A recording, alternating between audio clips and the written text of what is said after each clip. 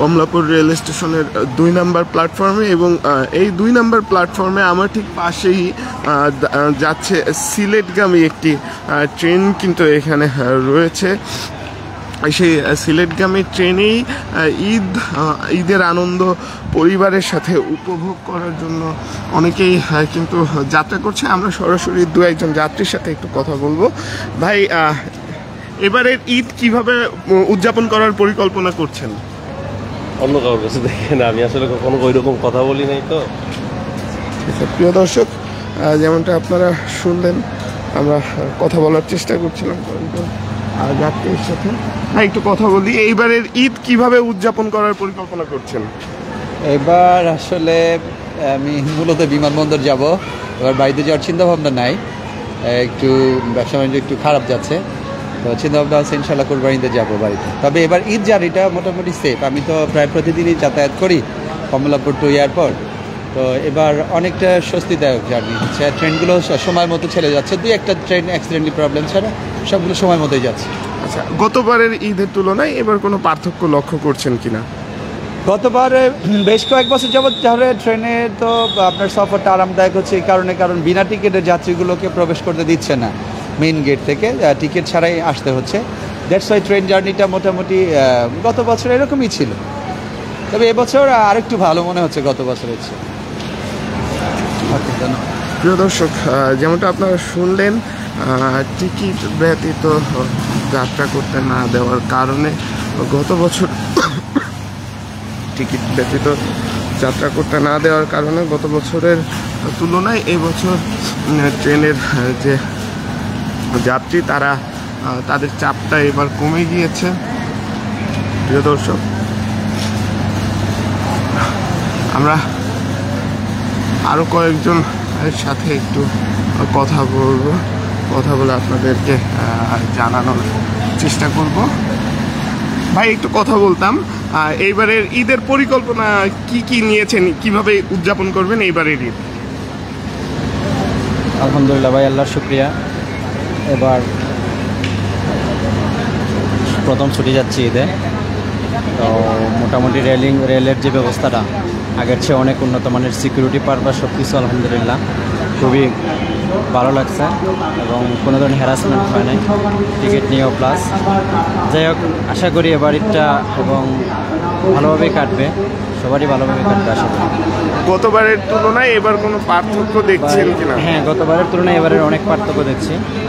বিশেষ করে রেল স্টেশনে ঢোকার সময় গতবার যে ভিড় এবং হ্যারাসমেন্ট হতে হয়েছিল, এবার মোটামুটি নিরাপত্তার ব্যবস্থা খুবই ভালো আগের চেয়ে, যাত্রীরা স্বাচ্ছন্দ্যে যেতে পারবে। প্রিয় দর্শক, কথা বলছিলাম আরও একজন যাত্রীর সাথে, তিনি আমাদেরকে জানালেন গত বছরের তুলনায় এই বছর তাদের যে ঈদ যাত্রা, সেই ঈদ যাত্রা সম্পর্কে আমাদের জানালেন। আমরা দেখছি প্রিয় দর্শক, এই মুহূর্তে এই ট্রেনটি ধীরে ধীরে এগিয়ে যাচ্ছে।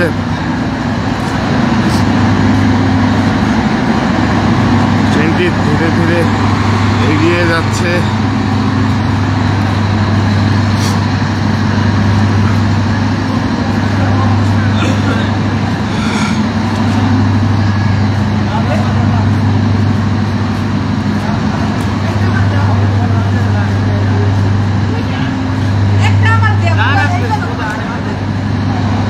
আমরা দেখছি যাত্রীরা আগ্রহের সাথে ধীরে ধীরে উঠছেন এবং ঈদে বাড়ির দিকে যাত্রা করছেন।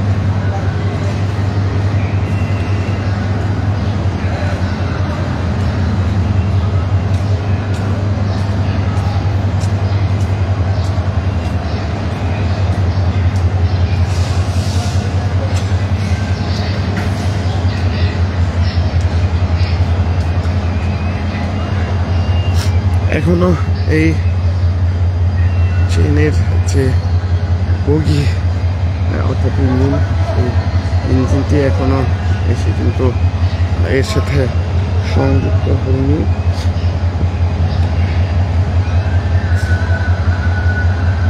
দর্শক, আমরা এই মুহূর্তে দেখছি মানুষের একটি ভিড় এই গাড়িতে করে উঠে গিয়েছে।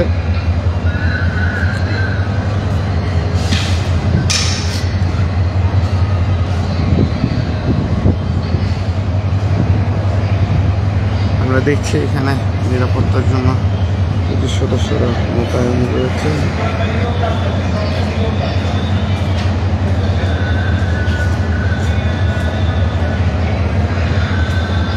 ভাই, একটু আপনার সাথে কথা বলতাম।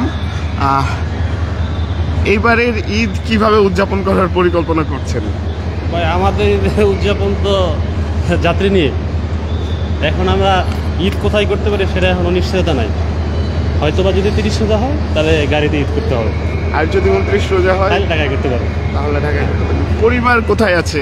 ঢাকাতে নাকি? না, পরিবার বাড়িতে আছে দেশে। সেক্ষেত্রে ঈদের দিনও আপনাদের গাড়িতে থাকা লাগবে? যদি 30 রোজা হয় সেক্ষেত্রে ঈদের দিনে গাড়িতে থাকতে হবে। আচ্ছা, এই ঈদের দিনেও যে আপনাদের সেবা দেওয়ার জন্য গাড়িতে ঈদ করা বা সহকর্মীদের সাথে ঈদ করছেন, এই অনুভূতিটা আসলে কেমন থাকে এবং পরিবার থেকে আসলে চাপ এটা কেমন আছে?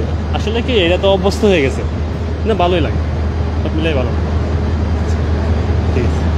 প্রিয় দর্শক, আরেকটি প্রশ্ন করতাম। আমরা দেখেছি গত বছরের তুলনায় এই বছর ট্রেনে ভিড়টা কম, যাত্রী বেশি থাকলেও গত বছর যেমন যাত্রীদের তাড়াহুড়া ছিল, এই বছর এটা দেখা যায়নি। তো এটার পিছনে আসলে রেল কর্তৃপক্ষ কোন সিদ্ধান্তর পিছনে? এখন বলা যাবে না, কারণ আজকে থেকে ছুটি কার্যকর হবে আর কি।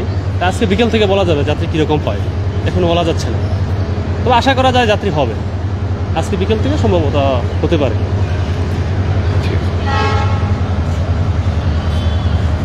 প্রিয় দর্শক, এতক্ষণ পর্যন্ত দ্য ডেইলি ক্যাম্পাসের সরাসরি সম্প্রচারে থাকার জন্য আপনাদেরকে ধন্যবাদ। পরবর্তীতে আরও কোনো তথ্য কিংবা সংবাদ নিয়ে আপনাদের সামনে হাজির হব। ততক্ষণ পর্যন্ত প্রিয় দর্শক, দ্য ডেইলি ক্যাম্পাসের সাথেই থাকুন।